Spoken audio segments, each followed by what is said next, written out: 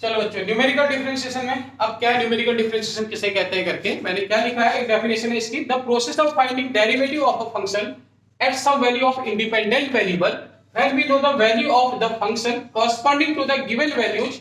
Of independent variable. यानी कि क्या है, जब किसी भी फंक्शन में आपको फंक्शन नहीं मालूम है, एक्स की वैल्यू मालूम है और एक्स के कॉरस्पॉन्डिंग कुछ एफ एक्स की वैल्यू पता है, फंक्शन की अपनी वैल्यूज बता दे रखी, यानी एक्स की डिफरेंट वैल्यू रखने पे फंक्शन की डिफरेंट वैल्यू जब आपको मालूम है, तब एक्स की किसी वैल्यू पर, एक्स की कोई बीच में कोई एक अननोन नंबर दे दिया, एक्स की किसी अननोन वैल्यू पर या कोई एक वैल्यू दे रखी है आपको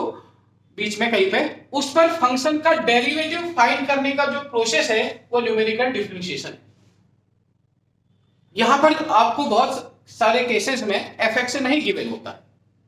केवल x की कुछ वैल्यू दे रखी है जिन पर फंक्शन की वैल्यू एफ एक्स की वैल्यू पता होती है। तो x की बहुत सारी वैल्यू देने पर बच्चों जब फंक्शन की वैल्यू दी होंगी x की किसी अलग अलग वैल्यू पर, और ऐसे केस में ऐसे x की पर्टिकुलर किसी वैल्यू पर फंक्शन का डेरिवेटिव फाइंड करने का जो प्रोसेस होगा उसे न्यूमेरिकल डिफरेंशिएशन कहेंगे। न्यूमेरिकल एनालिसिस का अगला पार्ट है न्यूमेरिकल डिफरेंशिएशन, कैसे फंक्शन का डेरिवेटिव फाइंड किया जाता है x की किसी वैल्यू पर। x की जो डिफरेंट वैल्यू होती है इसे आर्गुमेंट कहते हैं, ठीक है। इसके लिए हम क्या करना है, जैसे x की आपको अलग अलग वैल्यूज दी होंगी, सपोज के लिए x की वैल्यू दिया है और fx की वैल्यू दिया है, x की वैल्यू 1, 1.2, 1.4 ऐसे दिया है बच्चों, और fx की अलग अलग वैल्यू दे दिया, यहाँ पर 3 पॉइंट कुछ इसकी वैल्यू दिया हुआ है, चलिए इसे fx1 नाम दे देते हैं, इसे fx2 नाम दे देते हैं, इसे fx3 नाम दे देते हैं। ये कुछ वैल्यू मालूम है, फंक्शन में 1 रखने पर fx की कुछ ना कुछ वैल्यू आई होगी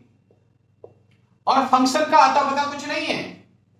और बोला कि f1.5 क्या होगा, मेरा मतलब इस बात से था, ठीक है। x की कुछ वैल्यू पता है, fx की वैल्यू पता है और f'1.5 क्या होगा ये आपसे सवाल पूछ रहा है, समझ रहे? तो ये x की जो डिफरेंट वैल्यू है इसे a plus h, a plus 2h ऐसे आप रिप्रेजेंट करते हैं, ठीक है। इसके कॉरस्पॉन्डिंग जो fx1 जो वैल्यू आई है इसे आप fa कह सकते हैं, और ये जो है आपका fa प्लस h है और ये आपका fa प्लस 2h है। तो इसलिए क्या लिखा है कि when we know the value function, when we know the value of the function corresponding to given values of independent variable की given के corresponding function की जब आपको वैल्यू पता होती है तभी किसी x की किसी वैल्यू पर फंक्शन का डेरिवेटिव फाइंड करने का जो प्रोसेस है वो आपका न्यूमेरिकल डिफरेंशिएशन कहलाता है, ठीक है। तो इसको निकालने के लिए मैं आपको इसके बाद अगले लेक्चर में इसका क्वेश्चन कराऊंगा। इस पार्ट को बताने के लिए हमको क्या करना है, देखिए न्यूटन का forward formula, Newton backward formula आपने पढ़ रखा है, ठीक है। और इसके अलावा एक सेंट्रल डिफरेंस फार्मूला पढ़ा है, गॉस का फार्मूला पढ़ा है, हमें इन सभी का यूज करना पड़ता है। तो जब न्यूमेरिकल डिफरेंशिएशन में दो बातें होती है, एक होता है इक्वल इंटरवल, यानी कि जो डेरिवेटिव या 0.2 के गैप पे मैंने x की वैल्यू लिखी है, और एक बार अनइक्वल इंटरवल होता है। तो जब इक्वल इंटरवल होता है तो इक्वल इंटरवल के केस में अगर आपको ये जो f1.5 है ये स्टार्टिंग का कोई पॉइंट है, इस जो x की जो डिफरेंट वैल्यू है उनके स्टार्टिंग में अगर ये आ रहा है तो तब ऐसे केस में डेरिवेटिव फाइंड करने के लिए हम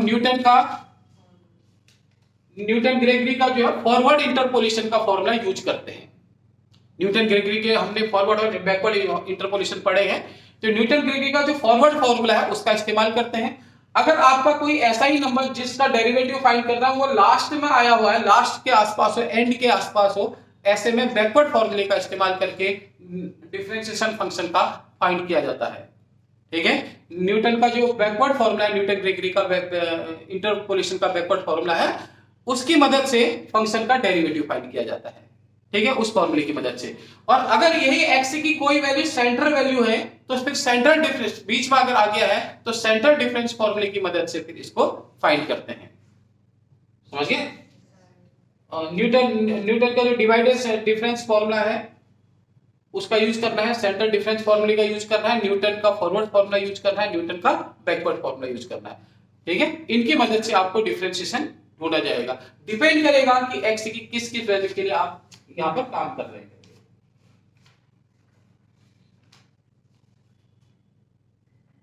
ठीक है। तो x अगर कहीं पर कोई, हाँ जैसे कोई x की कोई वैल्यू बीच में अगर पूछा जा रहा है, मान ले बीच में कोई पॉइंट है, तो फिर वहां पर सेंटर डिफरेंस फॉर्मूले का यूज करेंगे। ठीक है, तो ये है, इस तरह से आपको न्यूमेरिकल डिफरेंशिएशन का काम करना है। चलिए एक अगला क्वेश्चन करते हैं अगली क्लास में कैसे सॉल्व हो रहा है न्यूटन का इसी न्यूमेरिकल डिफरेंशिएशन में न्यूटन फॉरवर्ड या न्यूटन बैकवर्ड फॉर्मूले का कैसे इस्तेमाल कर रहे हैं ये बता रहे हैं, स्टैंडर्ड डिफरेंस फॉर्मूले का कैसे इस्तेमाल कर होता है ये करा रहे हैं। ठीक है, अगली क्लास में इसको करा रहे हैं।